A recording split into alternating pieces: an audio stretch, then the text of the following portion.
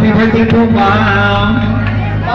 Cake, cupcake. And before I leave the four corners of this house, I would love to dedicate a song from my heart to the birthday girl, Mom Kate Rios, to my soon-to-be manager, and to my boss when it comes to perfumes, okay, perfumery, Mr. Sanchez, Mr. Pardo on fashion statement, sir.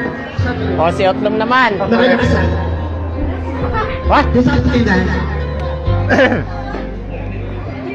For the stars to shine with teardrops in my eyes. Palakpakan! Feel my enemy starting to realize days will be brighter